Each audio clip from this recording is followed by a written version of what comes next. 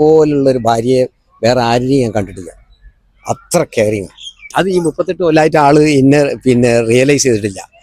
38 വർഷമായി ഉമ്മാനൊരു കല്യാണം കഴിഞ്ഞിട്ട്.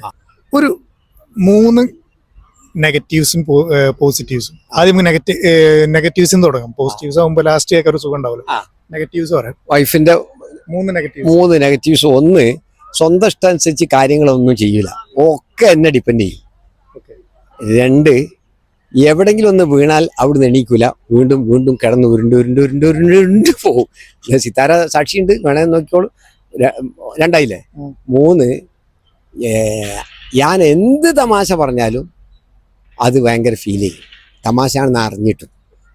അത് ഇപ്പൊ തമാശ എന്ന് പറഞ്ഞത് തമാശയായിട്ടാണോ പറയുന്നത്? ഇപ്പൊ ആള് ഭയങ്കരയാണ് കേട്ടോ എന്ന് പറഞ്ഞിട്ട് ഷോൾഡറിൽ തട്ടിക്കഴിഞ്ഞാൽ തന്നെ അത് ആരും കേട്ടുപോയാൽ പിന്നെ ഭയങ്കര ഫീലിംഗ് ആണ്.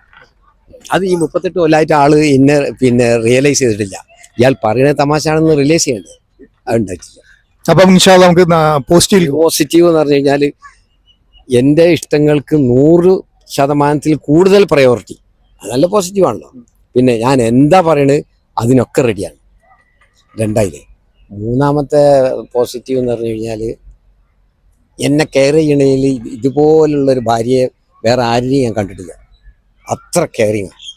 എനിക്ക് രാവിലെ വന്ന് കുളി കഴിഞ്ഞ് വന്നാൽ എടുത്ത് ഇടാനുള്ള ഡ്രസ്സ്, അണ്ടർവെയർസ്. പക്ഷെ അത് ഇൻസ്ട്രക്ഷൻസ് അല്ല, അവരെന്താ തരുന്നത് അത് ഞാൻ ഇട്ടിട്ട് പോവാണ്. തന്നിട്ടില്ലെങ്കിൽ ഇടാതെയും പോവും. അത് അവൾക്കറിയാം. ഒരു പ്രയോറിറ്റി ഉണ്ടാവില്ല. എനിക്ക് ഒരു പ്രയോറിറ്റി ഇല്ല, 0 പ്രയോറിറ്റി. അല്ലല്ല, ഞാൻ എന്തിട്ട് പോണം എന്നുള്ളത് അവ ഇട്ട് തന്നാൽ അത് ഇട്ടിട്ട് പോകും. ഇല്ലെങ്കിൽ ഞാൻ പറഞ്ഞില്ലേ, തോർത്തുകൊണ്ട് എടുത്തിട്ട് ഞാൻ പോകും. അപ്പൊ അതിനേക്കാളും നല്ലത് അതേപടി വിടാത്തതല്ലേ. പക്ഷെ അത് 100% അതിൽ ഇടപെടും. വേണേ സിത്താരോട് ചോദിച്ചാൽ അറിയാം. ഈ ഒരു പോസിറ്റീവ്സ് നിങ്ങളെ ഞാനിതുവരെ കണ്ടിട്ടില്ല. ഒരാളെ എനിക്ക് മാത്രമേ അറിയുള്ളൂ.